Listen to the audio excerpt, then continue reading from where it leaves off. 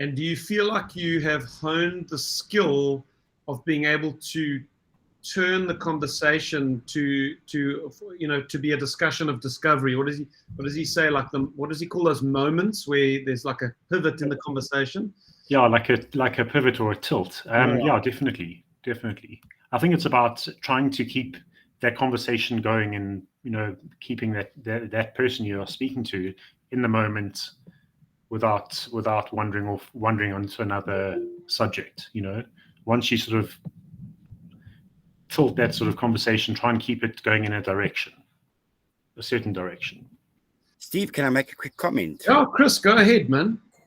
So I haven't been in real estate all my life. I was previously in the restaurant industry, and then when I joined real estate, the agents I joined with, he was with the frame of mind that when I'm going to the spa, I'm going to be working in real estate. When I'm going to the dentist, I'm going to be working in real estate. But I think there was a different avenues where you would show your cards before you get into the discussion of discovery. You would pull out your business card. I'm in real estate. If you ever need someone, call me. But not the other way that Fred looks at it, like keeping that behind the scenes in the initial meeting with a client. And only after you've revealed something, then that's when you'll pull out your business card and say, okay, well, I'm a real estate agent. I can advise you and assist you for what you're looking for. Yeah. No, like it. Fred has taught us a far more organic, relational, conversational approach to revealing those. Fred, I'm going to use the wrong term, but there's a word you've got for it. Those like moments of discovery or whatever they are. The reveals. The reveal, yes. So Fred, welcome. Nice to see you. Yes. A couple minutes tardy, but for some reason the access to your website was frozen. It was as simple as starting again. Okay. Well, I'm not going to ask you how you are, because I know it's another day in the desert, eh? That's right. It's our little way of speaking here, because in the rest of the country might be snowing, but we've got that beautiful. We're at sea level, even though we're out in the desert, and we have the beautiful weather. So thank you.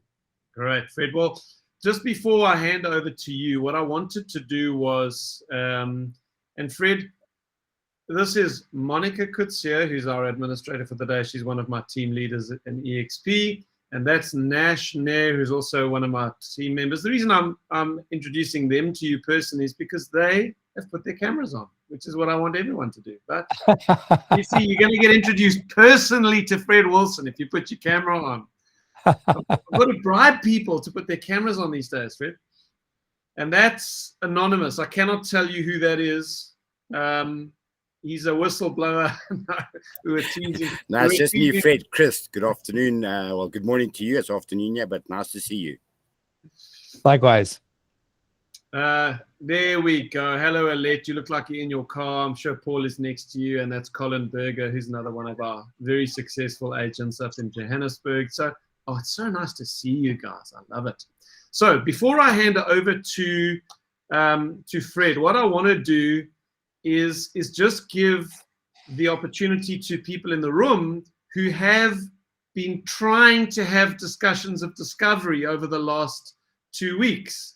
Have you dipped your toe in the water, and how has it gone? So is there anybody that would like to maybe put your hand up? There's a thing there, like put your hand up, and then I'll pick you out from the crowd, and you can give us a little testimonial if you have one. Is there anybody out there that does?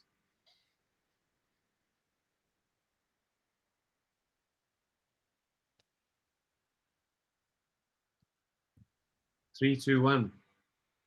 Opportunity gone. Yes, Johan van Heestien, we have a taker. Okay, Johan, over to you. If you could put your camera on, that would be awesome. There we go. Oh, there we go. Can you hear me? Yeah, we can hear you. Yes, yeah. Okay, good. Sorry, I didn't tune in my camera, so you see a bright light in. So I was at the Community Policing Forum meeting with the South African Police Services, and first time I attended that specific session. It's a very boring session and not much achieved, but I met a guy, and if I didn't have a session with Fred, I wouldn't have explored him any further, but he happens to be the chairman and managing director of Warmbath's tourism, and he's also one of the prominent members in a game reserve called Verloren Estate. So I met him and I said to him, what is he doing? And I know that this guy from Century 21 has sole mandate in selling in that estate. And he said, no, that's utter rubbish. That's just Century 21 story. So I'm going to have coffee with him, and I'm very confident it's going to lead to great things. So thanks for it. I would not have had that conversation if it wasn't for you. So well done. Excellent. Nice, Johan. Great story. Thank you. Good luck with how that unfolds. All right, I don't see any other hands. So Fred, thanks again. We look forward to session 5. I have told everyone that at some point today you're going to answer that question that came in on the YouTube replay on how to do this on a cold call. Yes. But I'll leave that in your own timing, and then I'm sure, as always, we're going to have Q&A at the end of today. So Fred, welcome, and over to you. Super. Well, again, it's a pleasure to be here. When I tell folks on this side of the big water that I'm working with you people, they're always surprised and delighted to know that this is headed your way. So it's fun, and thank you. We talked, what are we now in week 5, I think, of this 6-part series? Yeah. We talked originally about how the real estate industry is set up in a way, or actually sets up in a way, for agents to fail. And this is all unwitting. It is not a conspiracy. It's not something that the coaches and managers and veterans and mentors in the field are even really aware of. And I suppose this is where, as a coach, one of the breakthroughs that I achieved was pointing out this fact in the real estate industry, that the way things set up, most agents are destined to fail. Now, I want to define what I mean by failure. At a minimum, take a long time between deals, to the point where they can't survive well as a career. This is because there are only 2 models that you can pursue. One is a future model, which is dominant in the real estate industry around the world. That is building for the future, building your brand, building towards something over time. That's what's taught. And then there's a now model, which is not taught. And that is, as I like to say, waking up in the morning with nothing, and by the end of the day, having an actionable direction of business, like we heard from Johan a moment ago. So that is the difference right there. And this leads towards me having then spoken about what I call a new definition for success, and even a new job description, really. The definition is, instead of building towards the future, which you can always do, by the way. I'm not against marketing or branding or building relationships over time or lead generation campaigns. I'm simply saying that's future modeling, and you ought to also have a now model in your bag of tricks, if you will. And that means a new definition, because what we're taught is to build over time and to have a successful career, a successful year, a successful quarter, however you want to, look at that ongoing and down the road type approach towards business, versus making today pay. And one of the things that people are often startled about with me is that I make my career just this week. To me, it's just about this week. Am I doing a deal or not this week? That kind of immediacy is not what's practiced or thought about. And this is, of course, in Steve's lead up to today's discussion, this whole discussion of discovery thing and being aware that there's business there for you today. You just don't know where, and you have to get your definition right. Hey, I'm trying to succeed now, not just later.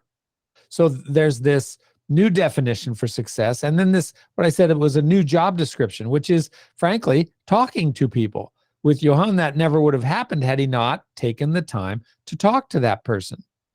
And of course, there are skills involved with this. And we talked about that skill of discovery, and it's pleasing for me to hear in the startup before the mic was turned over to me, Steve talking about, and people talking about, using discovery. This is a paradigm shift for people. We're taught that questions are good, and we even have lists of questions, but then discovery dies, and we hand out our business card, and we offer to be of service and to stay in touch over time. And now we've patterned ourselves into that future model. And again, the problem with the future model is it takes a long time and often a lot of energy, effort, and money even. And how about know-how to get things set up the right way to try and get business to come to you down the road. Whereas with this model, right here today, we're a threat.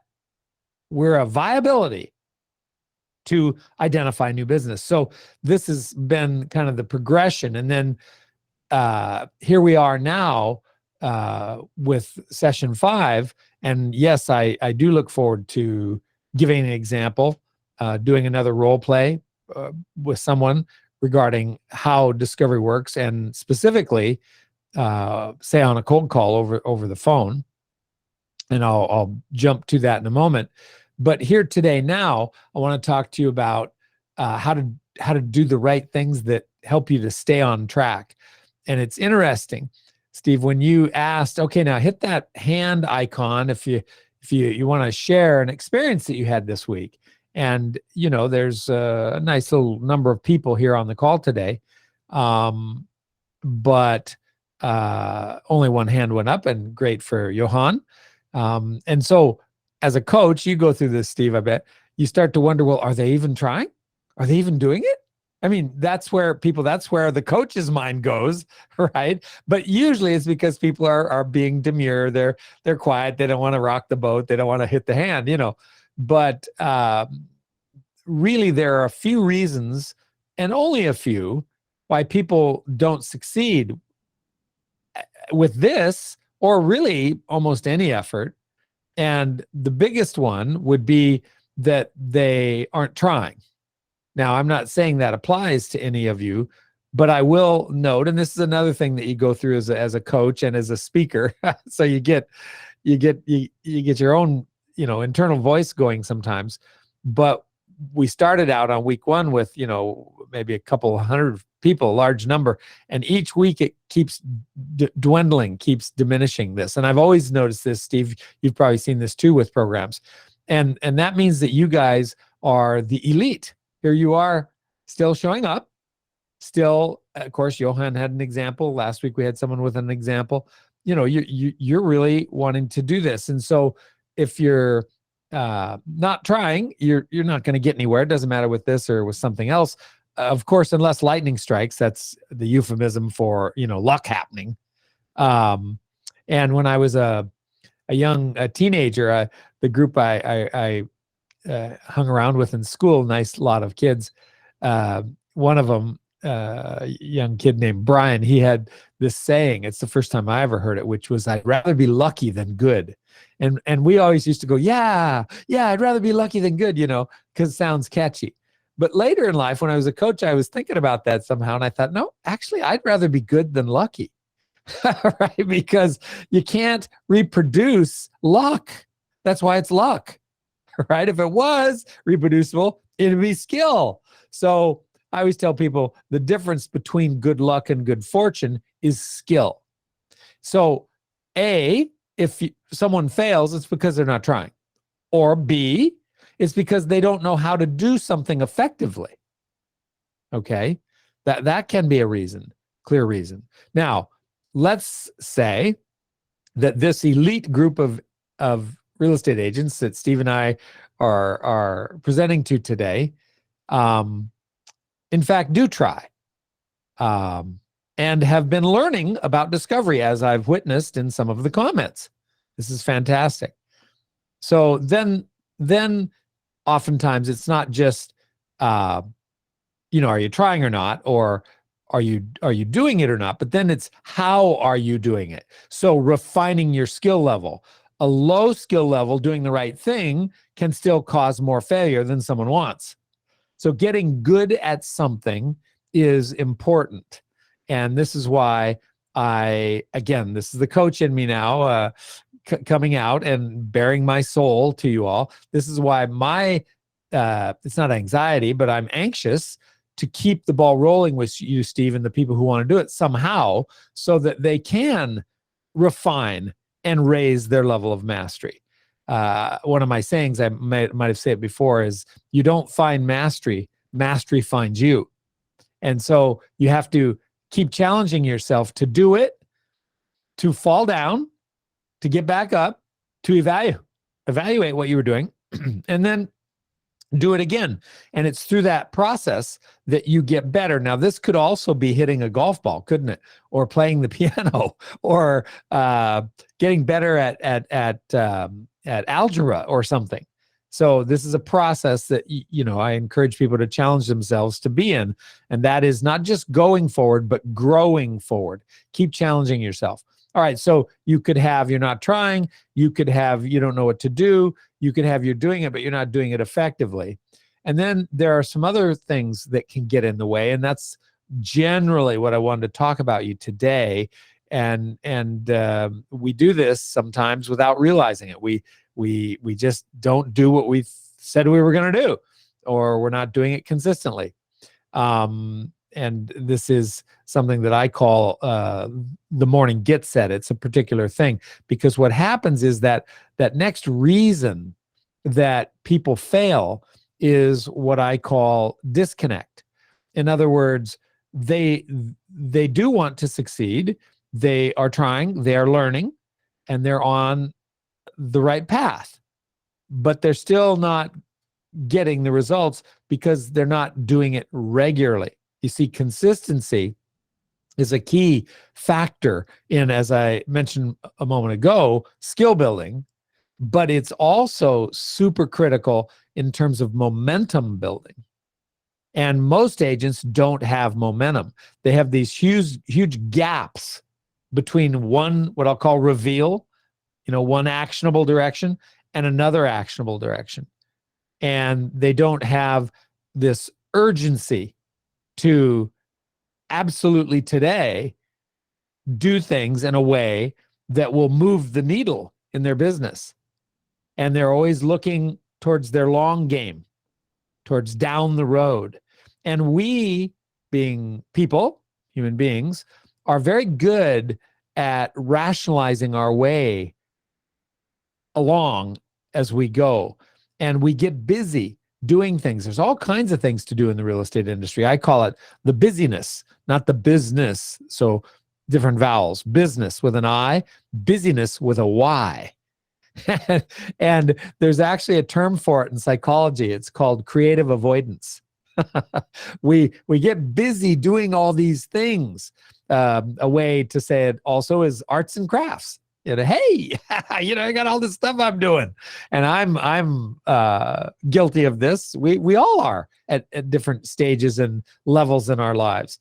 And so this thing about staying on track becomes really important if you're trying to succeed, because if you can stay on this track, you'll get better, assuming you are trying to go in a direction that is highly effective once learned, and you build this thing called momentum, and other benefits come to you if you do that. Things like cross-pollination. Cross-pollination would be when you identify an actionable direction over here, and then you continue talking with people in discovery mode, and then you identify an actionable direction over here. And that keeps happening. And sometimes those two actionable directions, they cross, they match up, they cross-pollinate. And without that phenomena, it's going to seem pretty quiet on deck. But boy, when you're talking with people in discovery mode regularly, you're going to start to hear a buzz in the back of your mind that's an allusion to the idea that you have action. You have things going on relative to business potentially happening in the near term. That's a whole different state that most agents rarely experience. And it is the outgrowth of this particular approach, this now model approach. There's another phenomena called perpetual production, and that's a derivative of cross-pollination, but that's when one thing tends to lead to another. I'll give you an example in my own business. I have some agents in my company that take my training. Thankfully, you'd think everybody would, but they don't. But I don't press anything on anybody. It's just whatever you're up for. But she was out walking, and she's also a pretty big time artist, this particular real estate agent.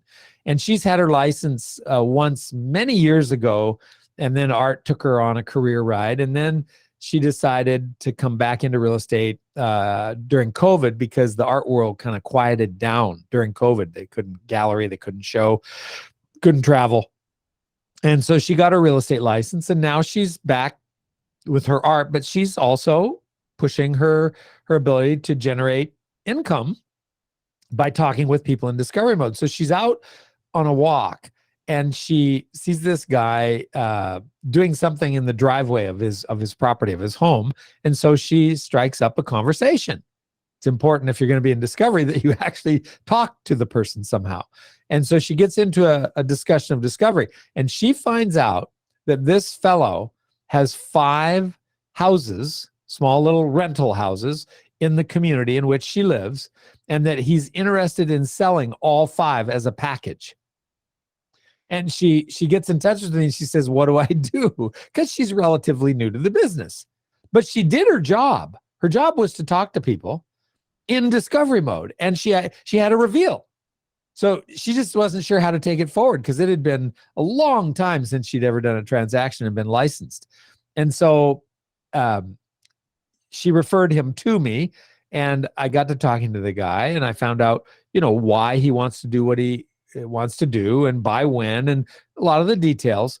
And he didn't want to list the property for sale, but now I have what we call a pocket listing. I don't know if you use that term there, but I know something now through Christina that other agents don't know about. That's an opportunity. So this is one of those dots or actionable directions of business, potentially. So this was a couple of weeks ago.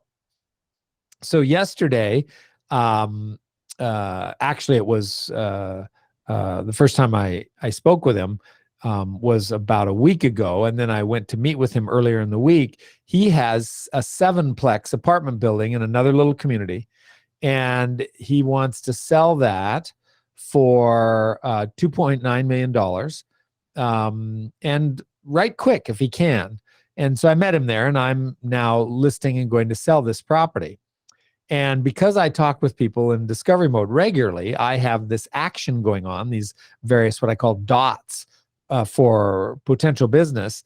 And all of a sudden, I have this match because he's a real candidate to buy these 5 houses. Now, the guy selling the 5 houses wants $2 million for them. So he would need more if he's going to do what we call a tax-deferred exchange. A tax-deferred exchange means he buys up in value by $1 more than the total worth in the same category of rental-type property. Meaning, if he pays $2.9 million and $1 for something else, he has no tax. That's how our system works. And he can transfer his tax basis from the 7-plex apartment. So he could buy multiples of properties to achieve this 2.9 and $1.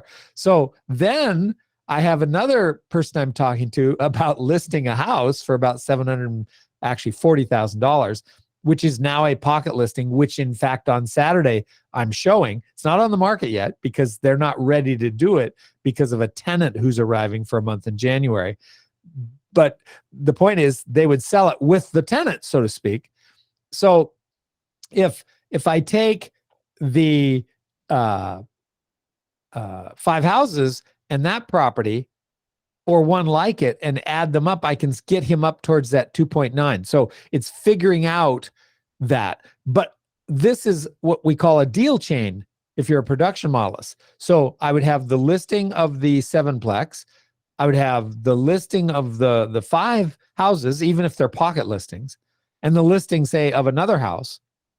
And then I would sell each of them to my own client, which I know is the norm in South Africa. So we call those sides.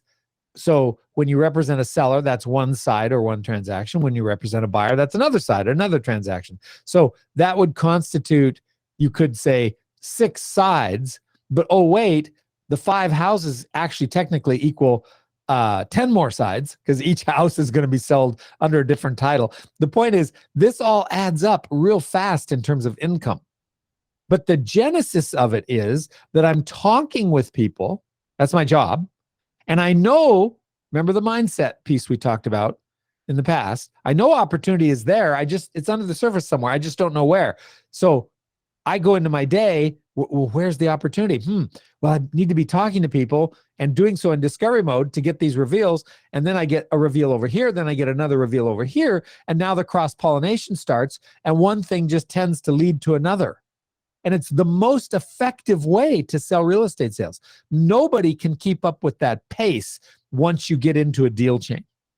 Now, I'm not saying it's going to happen to you every day, every week, but it isn't going to happen almost at all to anybody if they're not doing these things regularly. And a great way to illustrate this thing called cross-pollination, Steve, and everybody, is imagine a glass sphere, a clear glass sphere. The inside is just air, and you're holding this globe. Okay, now it's a loaded question, I guess. But Steve, if you were to shake that glass, what would you hear? Just repeat, what's inside the glass? Air. That's what I thought. No, you wouldn't hear much. You wouldn't hear anything. Yeah. Okay. All right. Now, do you know what a BB is? Yeah, like a little pellet metal that you pellet, shoot out of a gun. Yeah. Yeah. Okay. So imagine there was one BB in that sphere and you shook it. What would it sound like? Well, you'd hear a little like tink tink. It might start spinning around the thing. I don't know. That's right. Exactly right. Now, what if you put 10 BBs in? Would it sound different in any way? Is this a trick question? Yes. No. Yes, it would sound a little bit different. Yep. Yeah. There would be more tinking. Yeah. Right? Now, what if you put 100 BBs in? Would it sound different again? Yeah. And now BBs are starting to hit one another. That's cross-pollination. And you only achieve that if you're talking with people regularly in discovery mode. And this is the byproduct that then exponentially lifts the amount of business you can do. But that word consistency looms again. That word regularity looms again, right? You have to be doing this regularly. And what happens with most agents, again, the coach in me is coming out here now, Steve. Most agents, even though they know what they're supposed to do, they don't do it. And that's because they're in disconnect. Disconnect means that they're not connected to their why. Why would be my term for their driver, their motivator, the thing that gives them that, I got to do this. I want to do this. I need to do this. What is that driver? It's because we have so many other things on our plate. We have so many other options, and we have so many, what I'll call competing agendas and voices. And the agent who can cut through that and start to develop what I call a relationship with their why, meaning it's something that they take care of, that they're aware of, that they have built into their thinking that prompts them. Oh yeah, I got to do this because if I don't do this, I don't get this. And this is more important to me than the alternatives. We lose sight of that because there's a lot going on. And so I created something called the Morning Get Set that you can do, and it's easy to take notes on, but you basically do 5 things in the morning when you start. And you could do this right laying in bed. I advise sitting up, or getting up. How about that? Sitting at a table. Maybe you're having some coffee if that's your thing. But I would say in the morning, hence the name, the morning get set. And the first thing you do is you connect to your why. You say, okay, what's my raison d'etre, my reason for being here? You know, and again, you can do this relative to your marriage. You can do it relative to your health. You can do it relative to your career. I mean, there's not only one direction to go, but let's focus in on your real estate career. Why do I want to be successful in real estate? What will that success do for me? How important is that success for me in my life? Because take Christina, the artist.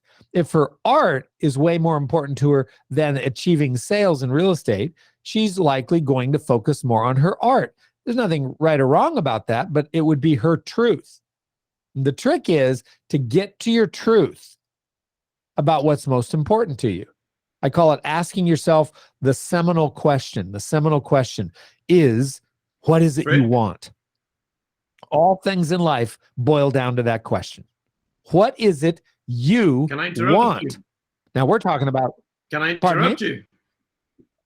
Because you may want to play off what the little story I'm going to tell you as you get into the other parts of the morning routine. I was recently, so I like to watch Eugene Peterson's stuff on YouTube because I just think he's a very clear communicator and I like his message. I wouldn't agree with everything he says, but I think he's a very lucid communicator. And so this is a guy who's a clinical psychologist. He's counseled thousands and thousands of people. And one of the things that he says, so he's got this thing about alcohol. And obviously he's counseled many alcoholics through the years. And he makes this point that one of the keys to breaking through, if you've got a dependence on alcohol, is having a compelling vision for your life outside of alcohol. He says the narrative of, well, I shouldn't drink because it's wrong to drink and it's bad to drink and I you know it's bad for me, is that's not gonna get an alcoholic to stop drinking. It says you have to have, and again I don't think this is all that is required, but the bare point he's making is a valid one. He says you have to have a dream or a vision for your life that you want more than alcohol, because you've got to admit to yourself, I enjoy drinking, I enjoy getting drunk, and if tomorrow I'm going to die, well, let's eat and drink for tomorrow we die. If there's no compelling thing that you want more than alcohol, then you're never going to stop drinking. And I just think that is such a powerful principle if you can extend it to other areas of life, which is what you're doing right now, that if you have something that you desperately want, a vision for your life, it gives you the power to discipline yourself today. Without vision, the people perish. But if you do have vision, it gives you the restraint and the discipline that you need today. Well, it's an interesting point you bring up. It's 100% accurate in this big, overview of overcoming some challenge in your life. Could be alcoholism, could be lack of sales. Okay. And we misunderstand the lay person, the average person misunderstands this process. And oftentimes we think it's about willpower and we can will it. Okay. And willpower is a real thing. The problem with willpower is it's finite. We get to a spot where it peters out. And what you're really looking for isn't willpower, it's why power. In other words, this thing that is more compelling than the other options. You show me an alcoholic who, and again, there can be differences. Someone can have a much more severe chemical dependency. I'm not trying to simplify this or sound, so amateurish.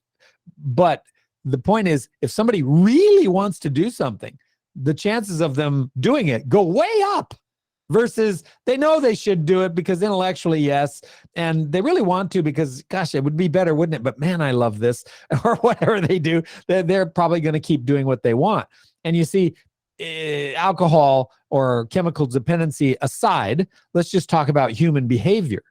The number one reason why people fail to make the changes that will cause their success in life, let's say in real estate sales, is because of comfort. It's the number one anesthetizer. Comfort. You see, comfort is an evolved survival tool. The person who's out fighting the saber-toothed tiger is at much more risk than the person who's in on their pelt of the tiger next to a fire in a cave. Right? We seek comfort because it's safer. But this works against us because in our lives, normally now, all of us here on the show today, it's not about survival. It's about quality of survival. And this becomes kind of an intellectual exercise that we go through because we're still going to have food. We're still going to have shelter. We're still going to have clothing. We're not going to die tomorrow. There's no saber-toothed tiger chasing us around the forest. So then we have to start to get into this question. Well, what is it you want? This seminal question. And you see, we all take action based on the principle of benefit and interest in life. The principle of benefit and interest states that you do what's most important to you. You do, I do, we all do. What is most important to us? So the question is, what's most important? And back to the example of the person who's being treated for alcoholism. If it's more important to them that they end the misery that it has wreaked on their life, they have a real fighting chance with the right tools and the right guidance. If actually, though, they're doing it because everybody's told them they should, but they, in their heart, really don't care, they probably won't. They're going to make this choice. And so we have to start making this choice. And I take it for granted that you people who are here in call 5 are in fact wanting to succeed in real estate sales. I think you've shown your stuff. Nice. Okay, so now you got to do this thing that I've been teaching regularly if you want to start to identify more business more often with less effort and less breakage. Breakage means time, money, effort, know-how. Now, we do need know-how though, so that's why we're talking. But when you get it clear that what's important to you is succeeding, and it's more important than the alternative of not succeeding but remaining in your comfort zone.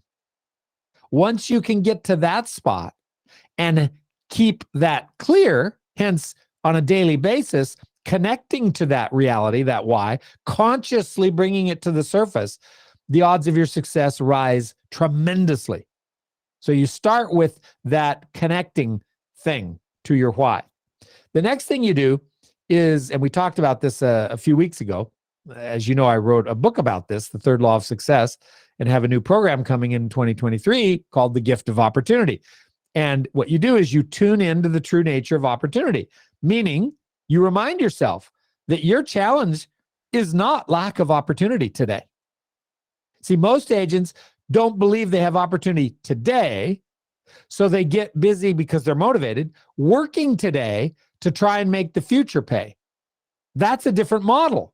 And I'm not saying it's bad. I'm simply saying you're out of the game now, today, because you're putting your time in today trying to make the future pay with social media, with branding, with marketing, with rapport building, with staying in touch, with being of service, with geographic farming, with past client and referral, you know, with various systems. They're all valid, but they are not now modeling. We're talking about now modeling. So once you've connected to your why, yep, this is where I want to be today, this is what I'm going to do today, then you have to remind yourself, wait a minute, working towards the future isn't going to make today pay. And the only place that opportunity resides is in the now. Think about this, people. This is a literal distinction. Opportunity is everywhere, but only in the present. It is never in the future. It is never in the past, because of the simple fact in life that we are never in either of those two places. We are always in the now. And you have to realize that opportunity is a now phenomena. Then you have to realize that because you're changing and everybody is changing and everybody seeks shelter, meaning they have real estate in one way, shape, or form, that means their change is always creating pressure on their real estate wants and needs. Therefore, if you're talking to people regularly, meaning you have more BBs in your sphere, okay, you're going to get your fair share if you can do it in discovery mode and raise the odds of identifying an actionable direction. That's what discovery does. So in the morning get set, you connect to your why, you tune into the true nature of opportunity, that lack of it isn't your problem. Lack of recognizing it is the challenge. And that's on you. That's a skill thing. So you've connected to your why, you've tuned into opportunity. This is in a little 15, 20-minute thing that I do in the morning, okay, that I recommend. Then you resolve to make today pay. You consciously say, all right, today is the day, not some other day. Today, I'm going to hold myself accountable to talking with people in discovery mode so that I can identify actionable directions I otherwise would not have known about and get value out of my day today, versus I'm going to work today to get value out of another day, which is a diminished value for today. So I'm placing the highest value on today when I'm resolving to make today pay. So I connect to my why, I tune into the true nature of opportunity, I resolve to make today pay. And then number 4, I review my plan and strategy for the day. Now, my strategy is to talk with people in discovery mode. So what's my plan? Well, that means, okay, I'm going to talk to 10 people by 10 a.m. in the morning. People in my sphere of influence that are in some way, shape, or form connected to me in my life somehow, past client, a former lead that I developed a little bit of relationship with, other real estate agents, people who know me, or who I'm acquainted with, or maybe who I had an affiliation with in a previous career, sphere of influence. I like to call 10 people by 10 a.m. in the morning. Then I do this thing called spinning the wheel of production. It's a way to choose the groups of people that I'm going to talk to. When I say group, I'm not going to make a presentation to a group of people.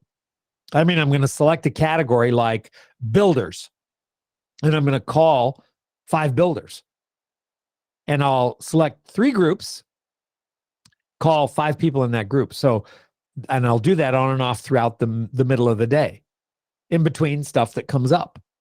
And if nothing come up, I'll get on the call again and I'll call somebody. I was doing this yesterday. Usually I'm on my feet, I've got my headset in, and I'm dialing. Okay. Then I like to finish the day. I say 5 at 5 p.m. I like to call 5 more people at the end of the day. Sometimes I don't get to it till 6 or even later, but notice 10 in the morning, 3 times 5, and then 5 more, that's 20, that's 30, at least 30 calls I'm making. And I have some other things that I do. I've programmed my phone on the quarter hour after the hour. So at say 4:15 p.m. and at 2:15 p.m. or 10 a.m., 10:15 a.m., it bings, and I have to make what I call a snap call. That means at that moment, I got to stop what I'm doing and call somebody. You see, I've programmed myself to talk to people, which remember is job 1, if you want to make today pay. And then when I'm talking to them, I'm doing it in discovery, and you can see what starts to happen with the BBs in my sphere here. So 1, I connect to my why. 2, I tune into opportunity. 3, I resolve to make today pay consciously. 4, I review my plan and strategy.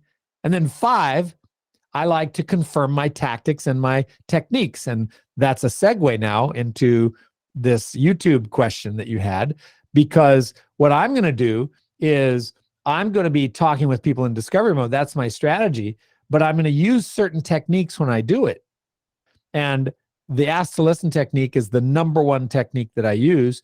Vending opportunity is the number 2 technique that I use. Triangulation for truth is the number 3 technique that I use. And asking impact questions and power statements, we call them money makers, okay, little one-liners that are designed to kind of impact the conversation and cause a reaction by someone, all right? Those are the 4 chief skills that I use when I'm talking with somebody in discovery mode. But number 1, by far, is the ask to listen technique. So this is the morning get set. Now, Steve, I ask a rhetorical question, and somebody else might want to get involved here before we go on to our little case study and our example of and answering that question. But what do you think would happen to a real estate agent who was clear about their why, that they wanted to succeed in real estate sales, and they connected to that every morning? And then they tuned into how opportunity actually works, that it's a now thing, it's not a later thing, and that it's everywhere, but they're not seeing it. So they then start talking to people, right? Using discovery to see it more often. So they've connected to their why every morning, tuned into the true nature of opportunity. They have resolved to make today pay. They've reviewed their plan and strategy and their tactics and their techniques. What do you think the chances are for that agent going forward, Steve? Very high, very high. So this is that latter piece in my production model that I created, which again is an online learning course. It's 4 cornerstones: mindset, what you're thinking; day set, what you're doing, talking to people; 3, how you're doing it, talking to them in discovery mode; and 4, goal set, are you actually doing it? You gotta have those 4 things going if you're going to succeed with this now model. And it's not a big if. The only big if really goes back to that seminal question: is it important enough to you to succeed in a big way? You can literally add, I'm speaking in terms of dollars, okay? You can add $10, $20, $30, $40, $50,000 or more a month to your bottom line doing this. It is extremely powerful. So that's the overview with today's topic. And there may be some questions, but we can also jump into that YouTube scenario, because it was a pretty specific question, Steve, about how do you take this discovery thing and do it on, the term was a cold call. Now, when I think of cold calling, I think of back when I got in the business, a coach, because I knew it was important to get coaching when I got in the business. I didn't know anything about real estate. And so I did. I hired coaches and spent, in my first 2 or 3 years, I spent almost $11,000 on coaches, trying to sort out what the heck works and what am I supposed to be doing.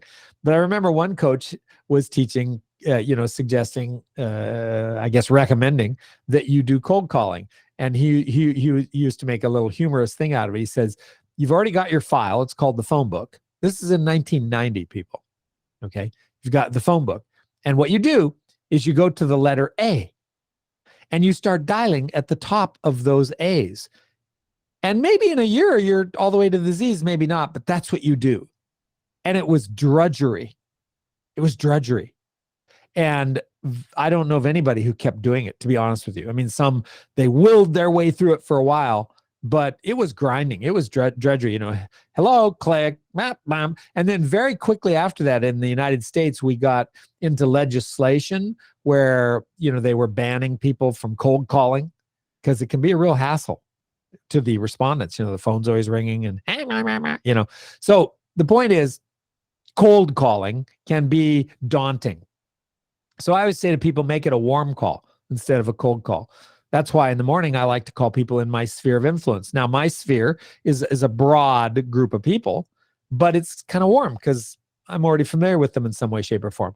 And this is why I like categories, because if I'm calling, let's say, builders or developers or other real estate agents or people in my sphere of influence or past clients, or sometimes I'll call teachers or I'll call dentists or architects, it's a little warmer for me because I have that theme somehow versus just a wild call out of the phone book. All right. So I warm it up a little bit. You can find your way. But what I find is there's this illusion out there that there's nobody to call. And that is strictly an illusion. Strictly. There are people everywhere. Again, just look at the phone book. It's about sorting through it. Now, people ask me, who are the right people to call? And I probably mentioned this before, but it's an emotionally unsatisfying answer. It doesn't matter who you call, actually. What matters is that you call them and talk to them in discovery mode. Now, I'm using the word call all the time. It could be also talk to, live. One of the categories that I have on my wheel of production is head knocking. That's my term for impromptu conversations with people that I run into throughout the day, like when Johan was at the conference. It's my favorite thing of all the categories. My favorite is head knocking. I love talking to people and getting to know them a little bit and finding out what's going on in their life and getting that flow of information to come my way. All right. So there's this question about how do you do this telephonically? So that would mean maybe there's no video, right? If I was to turn the video off on my screen, it'd just be blank and you'd be hearing my voice. It would be like I'm on the phone call.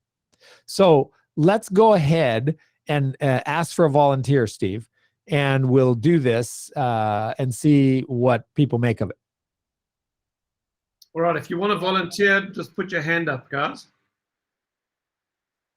All right, Monica, you got the job. Over to you. Hi there, Fred. Hi, how are you? I'm brilliant, thanks. How are you? Very, very good. And, I'll jump right in. Yes, we can see each other, but we could turn away if we want or close our eyes or whatever, but that's fine. But we don't know each other. And so you would be, for me, a call I would make in the agent category.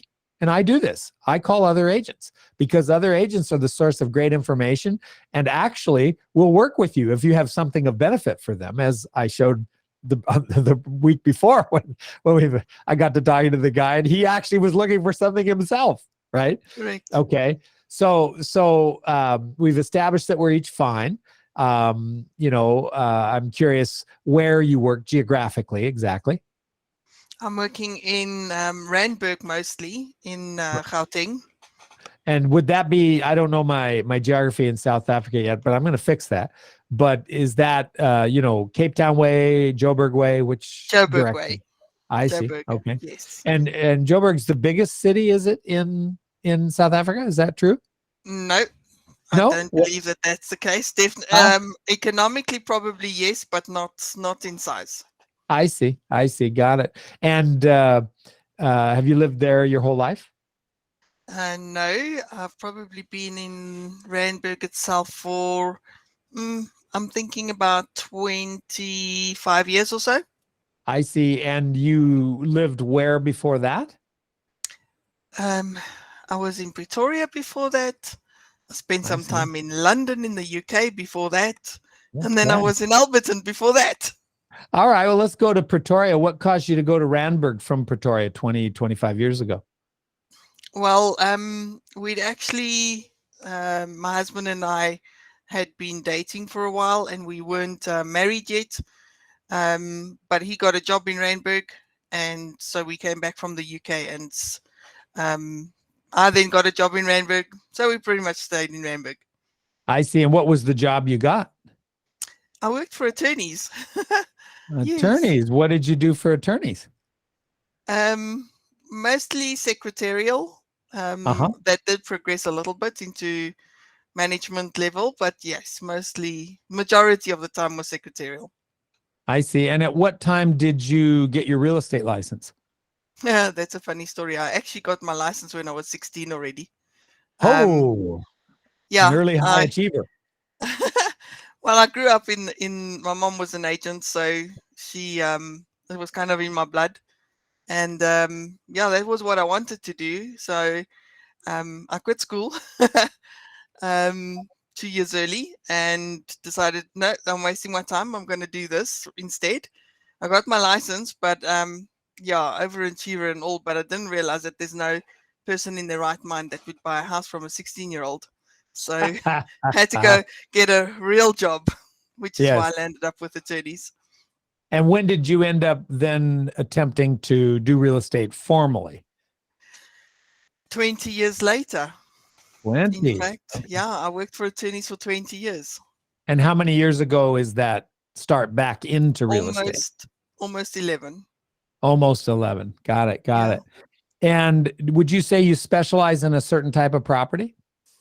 Residential sales, definitely. I've done some rentals on residential as well, but it's mostly residential sales. Got it. And do you currently have a list of clients? Yes, I do.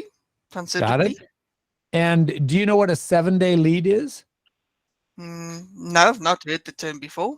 Okay. And this is a little bit of coaching now for the whole group, by the way. Listen in. But a 7-day lead is someone that's a viability potentially to sign a contract that could be a listing or a purchase offer within the next 7 days. And Makes it's not sense. it's not 7 calendar days like you meet them on Saturday so they expire the next Friday. It's a force field. It's a rolling 7 days. So if you meet them on Saturday, it's through Friday. Now it's Monday. That means it's through Sunday next. It's always 7 days out. Are they a viability near term? Okay. To do something. In other words, if the right buyer came along or the right seller, they would go forward. Correct. Okay. All right. Do you have any 7-day leads?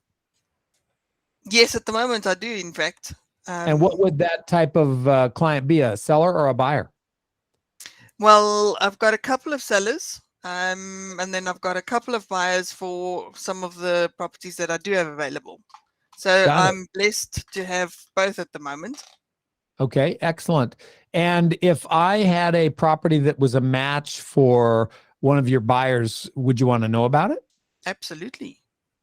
Okay. And so normally we would talk a little bit about what she has. Now you could say, well, gee, you could just look on the computer on the listing service and figure that out. But this is much more organic and I can find out why. I do deals with agents a lot of the times at a completely different number than what the listing says, because I found out facts and pressure parameters within that client relationship that other people didn't know about. And so I was able to work that opportunity from a sharper angle. So this getting information to come from an agent to you is important. It's key. Now, then once we've done that, I might say something. Well, tell me, Monica, what's the best screaming opportunity for somebody to buy in the market today? Is there anything that just pops out at you like, whoa, this is incredible? I actually have one that is what we refer to as a fixer-upper. Yes. So that would be an ideal opportunity for someone who is interested in renovating and then reselling. So yes, definitely, I've got one of those available. And with regards to this fixer-upper, what would the opportunity be for someone? What might it cost? What might it cost to renovate it? What the spread might be. Have you thought that through at all? Yes, I have. So I've actually listed the property at 1.8 million rand. I'm expecting any reasonable investor flipper to knock 200,000 off the price. So to come in with an offer at 1.6 because of the amount of work that the property does need. If they were to spend the 200,000 on it, they'd probably be able to sell it for 2.2 million. Okay. So what would you do if I brought in a client at $1.5 million, all cash, close within a few weeks? Done. Okay. Now notice, people, what happened there. Through this conversation that started with Pretoria, okay, it's zeroed down to me discovering an opportunity that doesn't show in the listing service. The listing might be there, but she just told me 200 off plus another 100.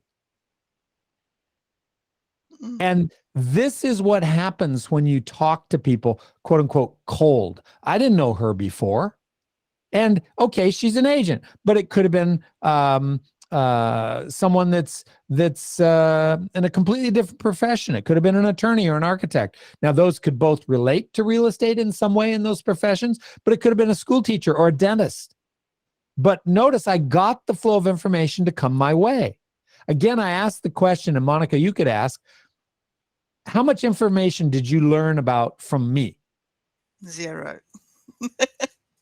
And how much did I learn from you? A whole whack. A whole whack. This is the paradigm shift, people. You've got to get out of the giving of information business and into the getting information business. That's where the money is. And the skill is what you see me demonstrating, because she says, Pretoria, I say, well, Pretoria, tell me about Pretoria. Oh, Randburg. What made you go from Pretoria to Randburg? That's the ask to listen technique. And I'm just using that technique as the conversation starts to go like this. Pretty soon we're talking about agent. Then we're talking about agent craft. Then we're talking about opportunity. Then I get a reveal, not just that there's this property she has listed, it's already in the listings, but that take 200 off and maybe even another 100. This is power, because if I do that regularly and I have these different opportunities and I'm talking to other people, I'm going to start cross-pollinating, and I'm going to talk to somebody who wants that property or was willing to take a run at it. And this is what agents don't do, because they're busy getting people to know, like, and trust them over time. And the problem is, statistically in the industry, most agents go out of business before they ever hit it very big. Whereas my expectation is to hit it big this month, so to speak. Even this week. And look at, I revealed something, Steve, for everybody, that 7-day lead. That is a killer concept in terms of value. Who does that? I'm looking for people who want to do something now, not later.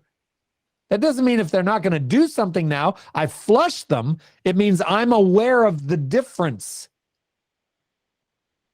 So that's where it went. We could do another one or two next week. We could feature that more and keep showing people, giving people examples. But I went with the agent call because these people are agents, but I didn't know Monica.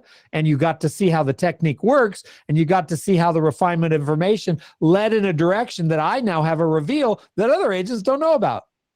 It actually gets me excited. There are people here. I want to say, what would you do if I knew of a property that you could buy for $1.5 million and flip after 200 for $1 million or $2.2 million, but in a town called Randburg, South Africa? Would you want to do that? That even makes me want to talk to people here, right? And I bet there are some people on the call today scribbling down who you are, and maybe they're going to want to talk to you about this, because benefit works like that. Benefit is a motivator for people. Guys, I'm going to cut it short there. Fred, thanks. That was great. Interesting thought for those of you who are EXP agents on the call. We've got access to 87,000 agents around the world through Workplace and the Work Chat app. You can literally, you can even phone people off the Work Chat app. There's a little telephone icon. You can click it. Their phone will ring wherever they are in the world. You know, if you wanted to put global EXP agents on your Wheel of Fortune, what do you call it? The Wheel of Production. Wheel of Production. You might put put EXP agents globally as one of your things on Wheel of Production. What would happen if you were to phone 5 EXP agents somewhere in the world and just say, hey, my name is Monica Katsira. I'm an EXP agent in South Africa. Came across your name. Look like a good person, you got good stuff going on. Let's, I wanted to just connect with you and then begin the conversation. I mean, why wouldn't a US agent sitting in Miami, who's got clients, why wouldn't they be interested in an investment in South African rands where you could flip something, make a whole bunch of money? Why wouldn't they? We live in a global village. So great idea. And I always say to people, don't ask why, ask why not. Yeah. Right, guys, we're a little bit over time. Sorry about that. But Fred, thank you. If you've got questions you want to ask now, we can stay. You can ask questions of Fred. Otherwise, you're welcome to get on with your evening. God bless you. We'll see you for our final session next week. It's going to be the real hardcore that are with us just before Christmas, Fred. But I can tell you, I'm going to be here. So I'll see you next week. As am I. And I hope Monica too. Thank you, Monica. Most definitely. Thank you. That was very insightful. I truly enjoyed that. Thank you. Excellent. And then, guys, if I can also encourage you, if you've got questions that come up during the week that you really want answered before the series ends next week, you're welcome to email them to me or put them on the YouTube video, or just get us the questions, and then I can even send those to Fred in advance of next week's session. And if he chooses to do so, he can address those questions. So feel free to do that. Wonderful. All right, that ends the session. And then over to you if you've got questions, guys. Could be any question. What I would like to say is I find myself often and Steve can vouch for this. I talk too much, so um, I need to. I've been concentrating on listening. Yes. So as per your guidance, is to listen to what the person is saying and respond with a relevant question to what they've just said, instead of just waffling and waffling and waffling, because that I do really well. I'm good at talking, but so what I'm trying to do now is to be more focused on the listening part, and then the question that could lead to discovering something and getting to a reveal. So to me, this has been really a curveball, but it makes so much sense that if you do that, that you can reach people on a different level and therefore entice them. So my business is built over the last almost 11 years on referrals only. I hardly need to go out and do cold calling. I hardly need to ask people to give me their business or give me their properties to sell. So for me to now just turn, I can see myself just expanding my business that much more, because I'm going to be more in tune with what the person I'm speaking to is actually going to give me, which would empower me. So that's great. Thank you. It's so true. You know, just to comment on your comment, the plus factor here, adding this skill is an expansive thing for your business. If you're a veteran, it's going to make everything else you do more profitable. And, you know, I mentioned a week ago, I became a grandfather the weekend before. And you jogged my mind, because when they came home from the hospital, Alec and Allie with Avery Frederick came home, Alec was wearing a purple t-shirt, and I'm a University of Washington Husky, and our color is purple and gold. So I noticed the bright purple shirt just because it's in my awareness. But on it, it said, when you listen, learning happens. And that's my son right there. I got to tell you, he's a sharp fella. And he's not a big talker, although he's very good at speaking. But Alec is listening. That's what he does.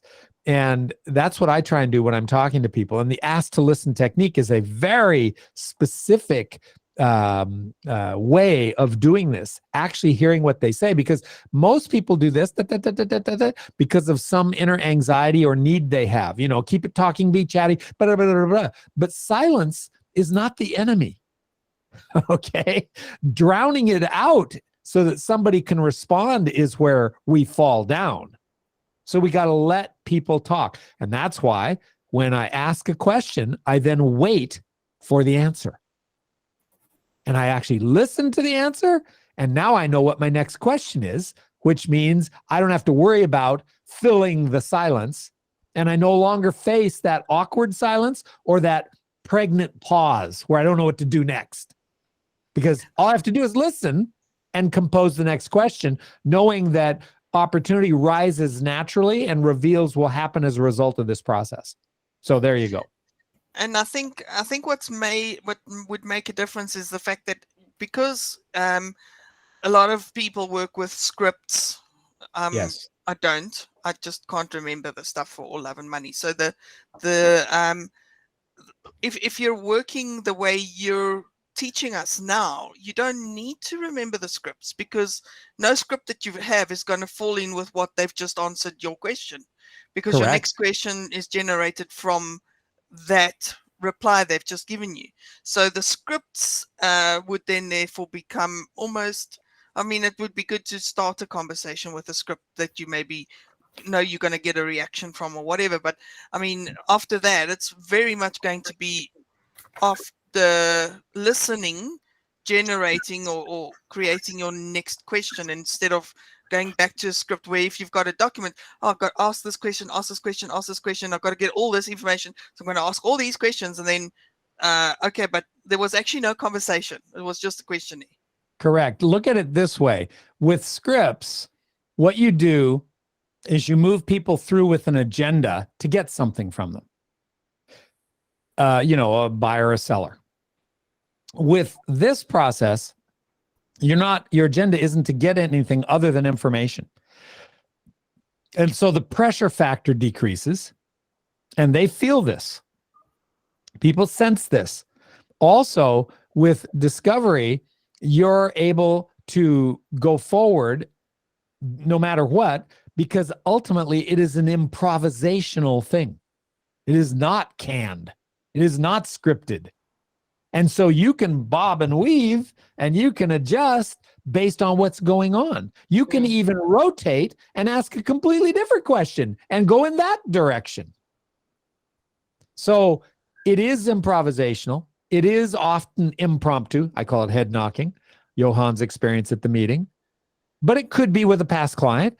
It could be working with someone who's already under contract. But because real estate's top of mind and you get into a discussion of discovery, another opportunity comes out quicker than it otherwise would have. Just stay in discovery. It'll make everything else you do more profitable. And easier. And more enjoyable. And yet, I know we don't want scripts, we don't want dialogues, we don't want it to be canned. It's got to be improvisational. But there are still, can we call it a technique? I think we can, because you actually called it a technique today yourself. There are techniques to do what I think I've identified two moments in the discussion where there is a technique. The one is to somehow prompt or elicit the discovery of an actionable direction. Mm-hmm. I've been using the word pivot. So how do you slowly pivot the discussion towards an environment where a reveal happens? Okay, because if I was selling ballpoint pens, I would somehow, using this technique, pivot the discussion in a different direction. So there is a technique there. And I feel like I'd still like us to pursue that a little bit more with you. And the second thing is how to then pursue that actionable direction. So there's a reveal because we've used the first technique. Now there is a little script, and I mean, I've always taught if I would you is a great sales technique. So if I could, would you be willing to? And I think you use something similar to that. It's like, well, if I had a client who was, what would you, or would you be willing to work exclusively with me, etc. So there are two techniques: prompting the reveal, and then once the reveal has happened, how to pursue the reveal. Yeah, and it's fun because the people who are still on, they're getting the good stuff now. Exactly. Right? I mean, you guys are winning now. But there are actually 7 phases to a conversation. And actually in my program, one of the modules, one of the lessons we go through, what's called the mechanics of interaction. And interaction is a discussion of discovery. So in one word, interaction, you mean a discussion of discovery. So the trick is to have interactions throughout your day, have discussions of discovery throughout your day. And the mechanics of an interaction, a discussion of discovery, there are 7 phases. And one of them is rotation, Steve, meaning pivot. Okay. And this is a place you come to in a conversation that most agents have no clue that they came to that place or how to maneuver, so to speak, in that place. So learning the mechanics of interaction is important. The first phase, for example, is initiation. How do you start a conversation from nothing? That's the first phase of a conversation. The last phase is confirming next steps, which would be, okay, how are we going to take action going forward? But before that is examination, which is posing a test. In other words, using what you just spotted, very prescient. And Steve's showing his high chops as a coach that he spots this. Now, we might have slightly different terminology. That's fine. But I use what my standard is asking, if this, then what? If this, then what? So I said to you, well, let me ask you this. If I had someone that would be a match for one of your properties, would you want me to call you about them? See, that's posing a test in a conversation.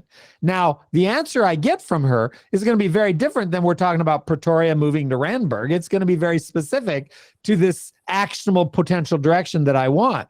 And then I said, well, let me ask you this. These are called transition phrases. Let me ask you this. I'm curious. These are called transition phrases. All right. And I use them liberally in my conversations with people. So, and I did this with Monica. I said, well, let me ask you this. As an agent, what's the best screaming deal you know of on the market today? That is a very powerful question to ask a real estate agent, who then revealed to me information about an actual listing, and it's information nobody else knows about. That I actually got excited. I actually leaned in. You see, when there's a benefit, you get what's called the lean in. When there's no benefit, you're getting the lean out. What we want is lean in.